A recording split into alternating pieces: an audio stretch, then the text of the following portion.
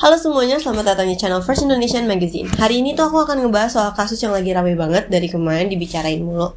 Nah, kasus ini tuh mencakup salah satu artis ternama di Indonesia yang bernama Nikita Mirzani dan asistennya yang bernama Ismail Marzuki atau yang biasanya sebut Mail. Nah, keduanya itu ditetapkan sebagai tersangka atas dugaan pemerasan senilai 4 miliar rupiah terhadap dokter ternama di Indonesia yaitu Reza Gladys atau yang biasanya disebut sebagai bos bisnis skincare. Nah, jadi pada awal Juli, Nikita itu sempat mengajukan eksepsi atau pernyataan keberatan atas dakwaan yang diterima. Namun pernyataannya itu langsung ditolak oleh majelis hakim.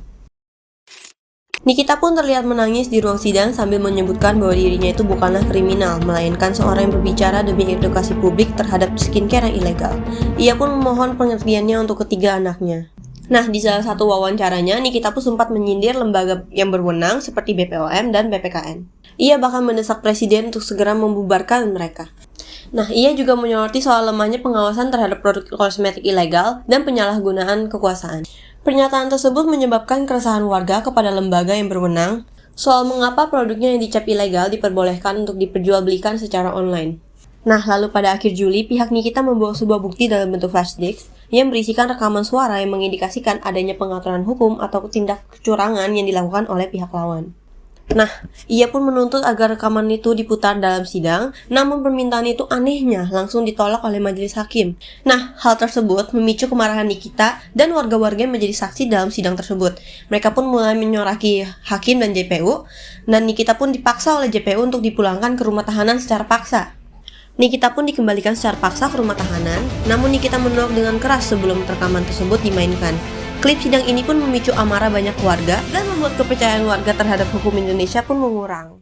Sidang pun berlanjut dengan pemeriksaan dari saksi kunci yaitu Dr. Oki Pratama dan Dr. Samira alias Doktif. Oki pun membantah tuduhan pemerasan dalam chat yang dijadikan bukti oleh Dr. Reza. Ia menjelaskan bahwa kalimat beberapa jumlahnya bukan permintaan uang, melainkan membicarakan gaji manajer produk. Sementara itu, Dr. Samira atau Doktif tidak bisa hadir karena dia sedang berada di Korea Selatan. Hingga sidang pun ditunda karena suasananya ricuh. Ia menyebut kasus ini kasus terkonyol se-Indonesia. Atas rekomendasi medis, hakim pun mengizinkan Nikita untuk berobat di luar tahanan. Sehingga sidang akan dilanjutkan pada 14 Agustus dengan pengawasan. Nah, pada tanggal 1 Juli, eksepsi Nikita itu ditolak dan ia pun menangis di dalam sidang. Pada tanggal 15 Juli sampai 16 Juli, ia pun mengajukan penarikan laporan wan prestasi dan fokus ke kasus pidana. Pada tanggal 24 Juli, saksi Reza Gladys mengakui bahwa tidak ada unsur pemerasan sama sekali di kasus ini. Dan pada 31 Juli, yaitu sidang emosi atau permintaan perekaman bukti yang ditolak. Pada 7 Agustus, ketegangan itu memuncak, sidang ditunda dengan izin berobat untuk Nikita. Nah, kasus Nikita Mirzani ini berubah dari ribut di publik jadi drama hukum yang penuh emosi. Mulai dari penolakan dakwaan, tudingan ke lembaga, negara, rekaman kontroversial, sampai keributan di ruang sidang. Ini semua bikin kasusnya jadi gambaran panasnya hubungan antara selebritas dan hukum.